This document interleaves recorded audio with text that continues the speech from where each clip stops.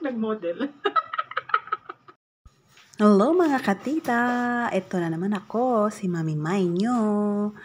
Kaway-kaway tayo dyan. Hello mga katita, mga kamami. Ayan na nga at naggagawa tayo ng mga gawain natin bilang may bahay. Char! Ayan, hindi, nag-request kasi ang asawa ko na kung pwede ko daw i-plancha yung damit niya.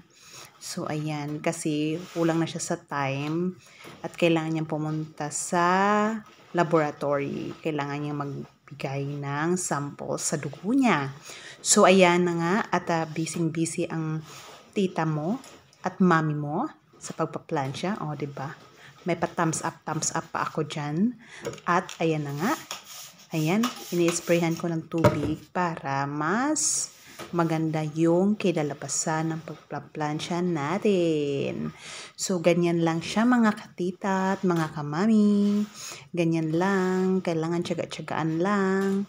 At pagpasensyahan nyo na yung plansyahan namin. Hindi pa ako nakakabili ng pang-cover ulit. Tinamad ang mami nyo. Anyway, malapit na tayong matapos. Ayan, sprayhan na ulit natin. O, diba? Smile muna. O, diba? So, yan. Talagang sinasagad natin yung pagpaplansya kasi ayaw niya may nakikita siyang kulobot. Kaya, part by part. Ayun. At nagpakita siya ng saglit. Walang damit. So, ayan na. Tapos na siya mga kamami. Kita nyo naman. Ayan, nakahanger na din. At ayan na nga. At magpapatuloy tayo sa paggawa natin itong pagluluto natin ng manok na may sayote at may carrots. Pero hindi ko pa nilagay dyan mga kamami. Mga katita, nilagay ko pa lang yung sibuyas at yung manok. So ngayon, ayan, hinugasan na natin yung carrots. So ilalagay ko na rin yung carrots. Ayan. Tapos, ang susunod natin ilalagay ay yung chayote or sayote. Hindi siya common dito sa Netherlands ang sayote. Kaya binibili ko lang ito sa kung saan may Asian store. Ayan. Yan ay sayote. So, ayan. Dahil na-miss ko talaga kumain ng sayote. Actually, ang plano ko sana dyan ay ilalagay ko sa tinola. Kaso parang tinatamad ako. Tsaka parang yung luto ko yan kasi ay para sa aming dalawa. So, hindi ako pwedeng magsabaw kasi hindi naman sanay sa sabaw yung asawa ko. So, ganon. Ayan, mix-mix. At itutok natin. Ayan. O, diba? Mix-mix lang ang pinalabasan natin. So, ayan. Ayan. Hinahalo-halo ko ng mabuti para mag-suit yung amoy ng sibuyas at ng manok. Mag-mix siya kasama yung condiments niya. At wala pala yung asin. Hindi ako naglalagay ng asin kasi bawal sa asawa ko. So, for the meantime, kumukuha ko ng tubig at ilalagay ko diyan sa loob. Isa. Nagdagan pa natin ng isa pa. Ayan, dalawa. So, tama na yung dalawa para lang magkaroon ng konting sabaw at para mas maging malambot yung sayote at carrots, pati na rin yung manok. Ayan. So, pagkatapos, takpan lang natin at mag-aantay tayo ng ilang minuto.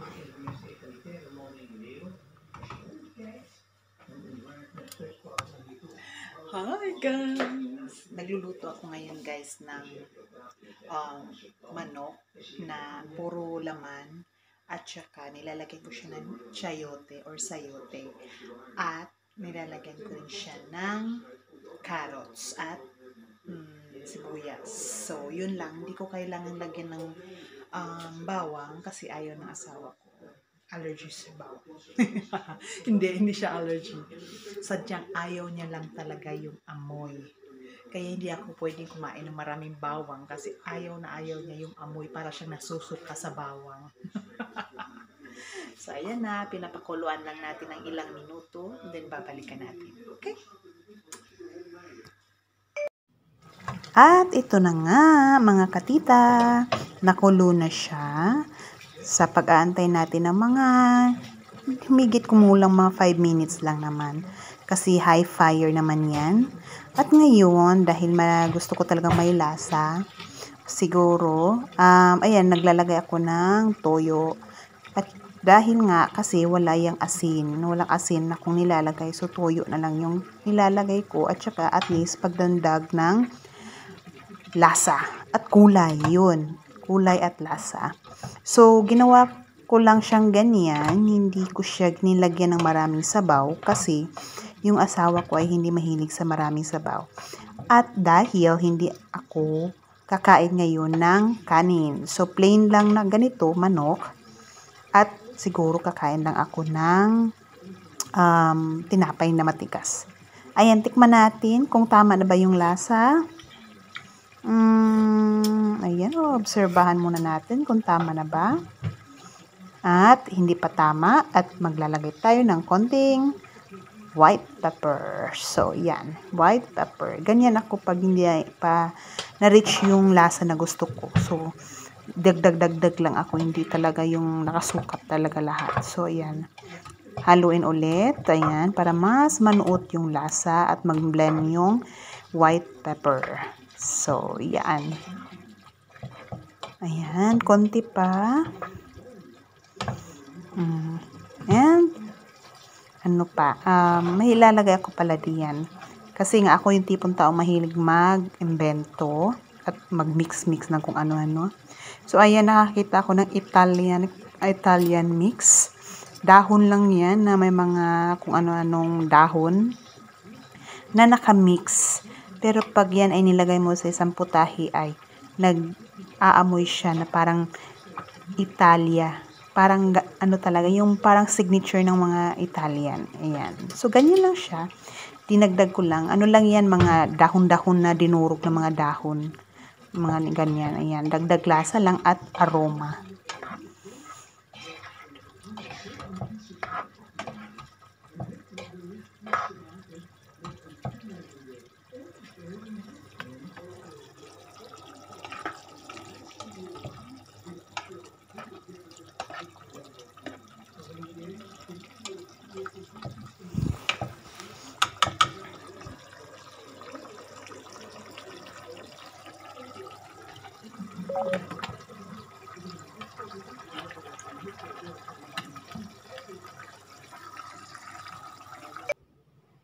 Hello mga kamami! Hello mga katita!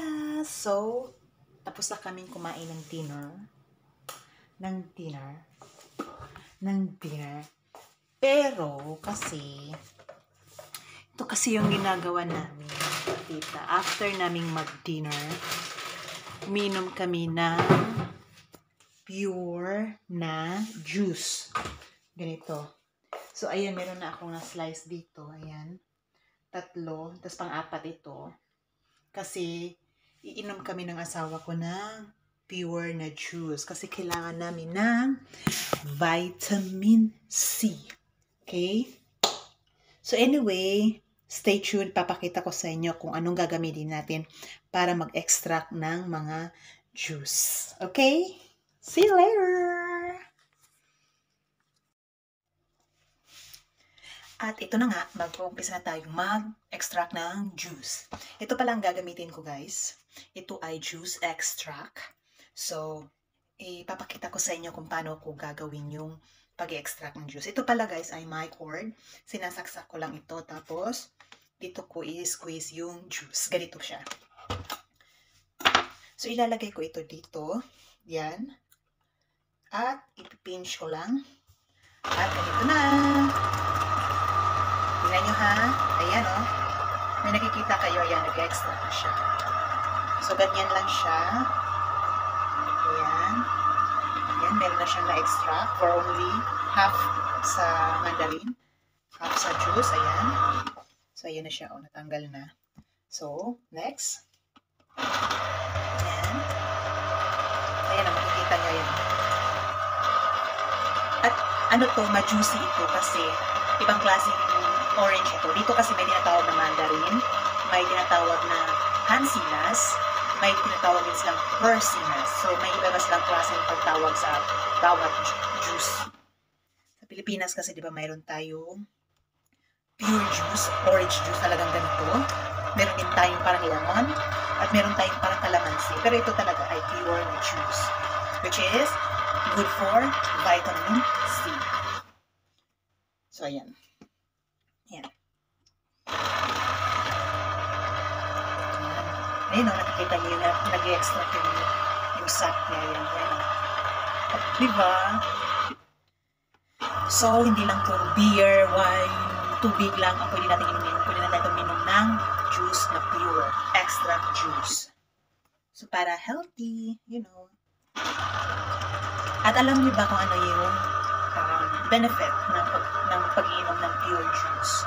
Okay, pure juice. So, benefit niya is it is vitamin C. And alam naman natin na yung vitamin C ay good for immune system. And alam niyo ba na ang vitamin C ay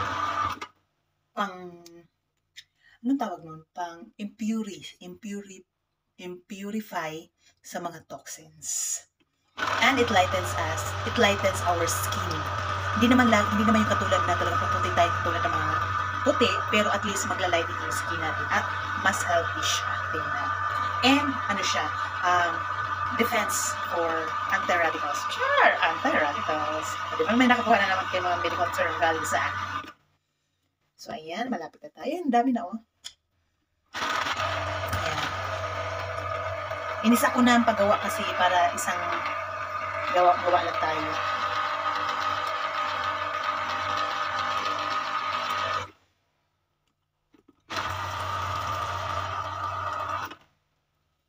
Next is this one. Ito na yung pang last. Ayan.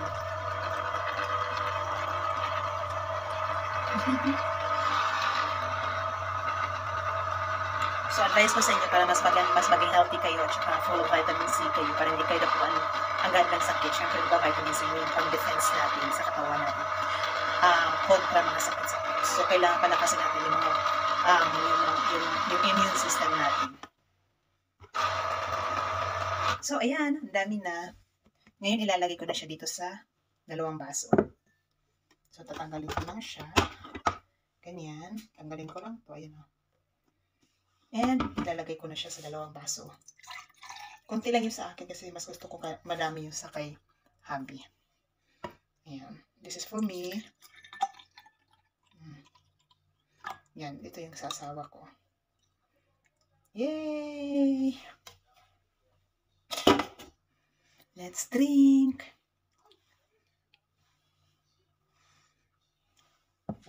So, maglilinis muna tayo, okay? Ayan na yung mga, wala nang ano, na-extra ko na siya. So, ayan na. At mamaya, dadalhin na natin siya sa taas.